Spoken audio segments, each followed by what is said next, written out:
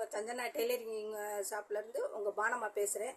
இன்றைக்கி வந்து lining jacket வெட்டி காமிக்க போகிறேன். பாருங்கள் லைனிங் எப்படி வெட்டுறதுன்னு. முதல்ல லைனிங்கை வெட்டிட்டு அதுக்கப்புறம் அந்த மேல் துணியும் வச்சு வெட்டுற மாதிரியே இப்போ உங்களுக்கு சொல்கிறேன். பார்த்து வெட்டுங்க.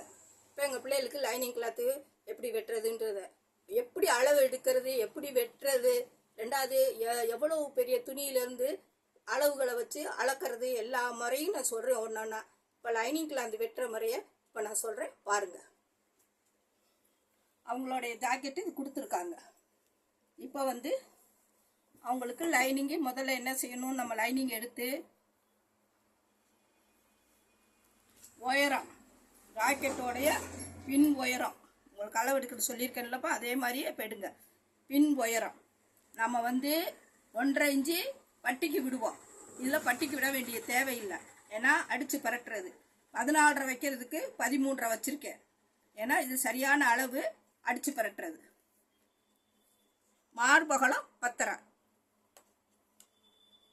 கழுத்தகலம் அவங்களுக்கு சின்ன அளவு 2, ஷோல்ட்ரு 3, ஆம்கோல் 5. இதுதான் பின்தட்டோடைய அளவு.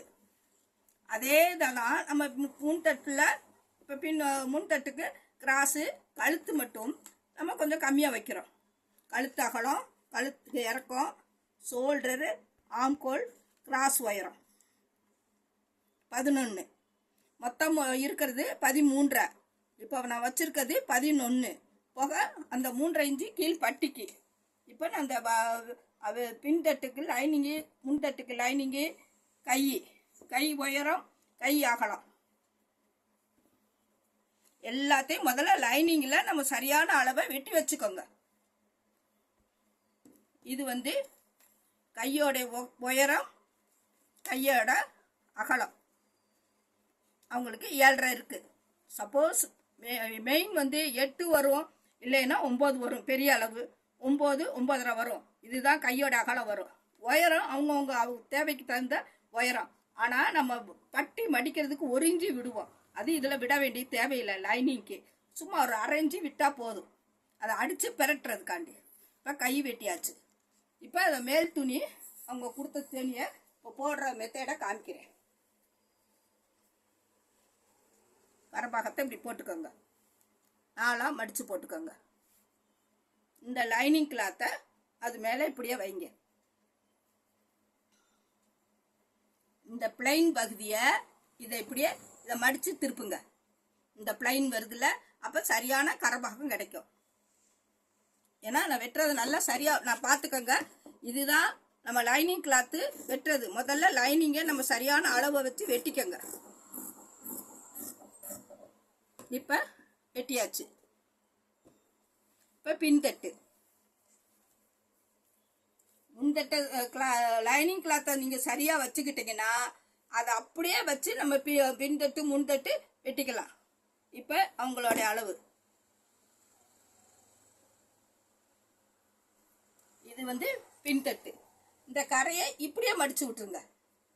அடித்து பரட்டுறதை இப்படியே மடித்து விட்டுருங்க. அது ஒரு நாள் ஒரு தெரிஞ்சு விட்டுருக்கேன். உயரம் கிடச்சா அது மாதிரி வைங்க, இல்லைன்னா சரியான அளவு வச்சு அடித்து பரட்டுங்க. அடிச்சும் பரட்டலாம், இந்த பட்டியும் மடிக்கலாம். நம்ம லைனிங்கே கரெக்டாக வெட்டிட்டோம்னா அதை அப்படியே நழுவாமல் போட்டு அந்த அளவுக்கு அப்படியே வெட்டிடுங்க. ஏன்னா நான் லைனிங் கிளாத்து உங்களுக்கு வெட்டி காமிக்கல, அதனால் எங்கள் பிள்ளைகள் லைனிங் கிளாத்துக்கு வந்துருச்சுங்க.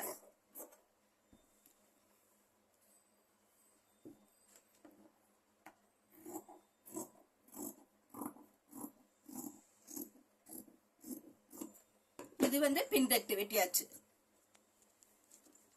கை வெட்டியாச்சு. இப்போ முன்தட்டு, இந்த கிராஸை இப்படி வச்சுக்கோங்க. கிராஸு இப்படி வச்சுக்கோங்க. அந்த கிராஸ்ல இருந்து தான் கிராஸ் பீஸ். இதுவும் கிராஸ் பீஸ் தான் எடுக்கணும். அதையும் நல்லா புரிஞ்சுக்க. நம்ம எப்படி ஜாக்கெட்டுக்கு வெட்டுறோமோ அதே மாதிரி மெத்தேடில் வெட்டி வச்சுக்கோங்க. வெட்டி வச்சுக்கிட்டு அந்த பீஸை தான் அப்படியே நம்ம போடுறோம்.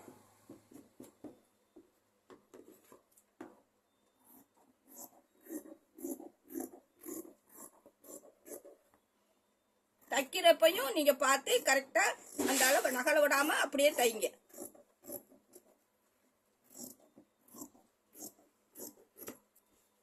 நம்ம லைனிங் தைக்கிறதுக்கு டபுள் சார்ஜ்னா இந்த நம்ம முத வெட்டிட்டு இதை பூரா ரன்னிங் பண்ணிட்டு தைக்கிறதுனால தான் நம்ம இதுக்கு டபுள் சார்ஜ் வாங்குறோம்.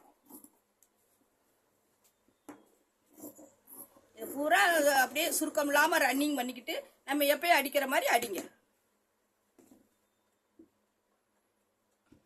ஏன்னா இதெல்லாம் கொஞ்சம் சுருக்காக விழுகும் இந்த ஜருகு துணி, அதனால தான் அவங்க லைனிங் கொடுத்து அடித்தாருன்னு சாதா அடிக்க முடியாதுன்னு சொல்லிட்டேன் நானே.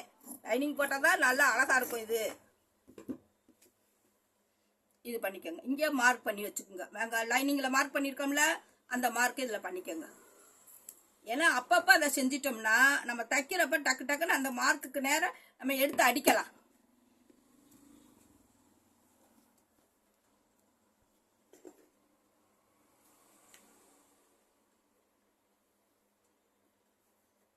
கரெக்டாக பாருங்கள். கழுத்து வச்சு அதே மாதிரி உள் பக்கத்துக்கு ஜாயின் பண்ணையிலையும் கவனமாக உள்பக்கம் லைனிங்கை வச்சு அடித்து இது பண்ணுங்க.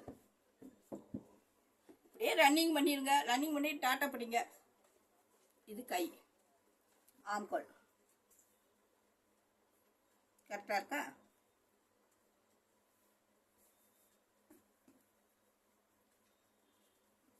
இப்போ நம்ம அந்த பட்டிக்கு உள்ள லைனிங் எடுத்திருக்கேன். எந்த ஸ்ட்ரிப்புனாலும் ஸ்ட்ரிப்புக்கு கொடுத்துக்கோங்க.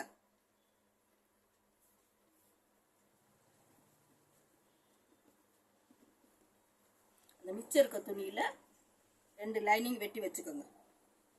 இது லைனிங்கையே வெட்டி வச்சுட்டு லைனிங்குள்ளே தான் இந்த நம்ம மேல் துணியை உள்ளே கொடுக்கணும்.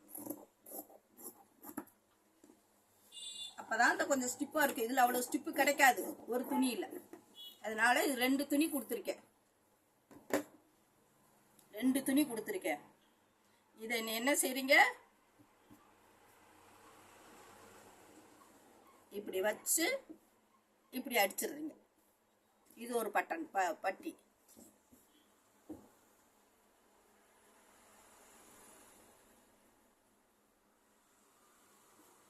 அந்த இருக்கிற துணிக்குள்ள பட்டிக்கு தேவையான அகலத்தை எடுத்துருங்க. இது ஒரு பீஸு.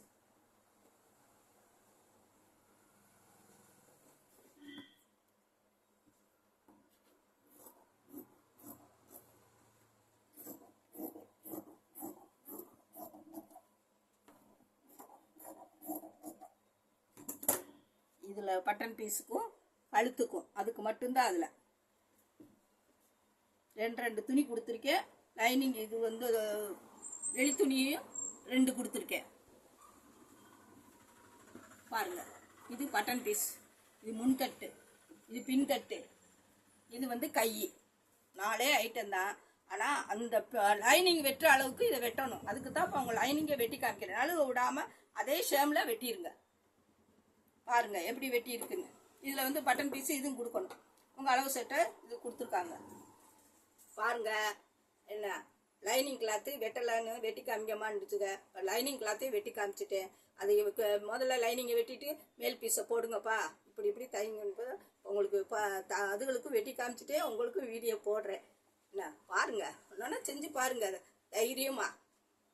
இது என்னுடைய அனுபவத்தில் பிள்ளைகளை பொறுமையாக கிளாஸ் எடுக்கிறேன். அதுகளும் புரிஞ்சு செய்யணும்னுறதுக்காண்டி நீங்களும் அதே மாதிரி புரிஞ்சு தச்சு பாருங்க. வீடியோவை பாருங்க. அந்த அம்மா எப்படி சின்ன சைஸும் வெட்டி காமிச்சாங்க, பெரிய சைஸும் வெட்டி காமிச்சாங்க.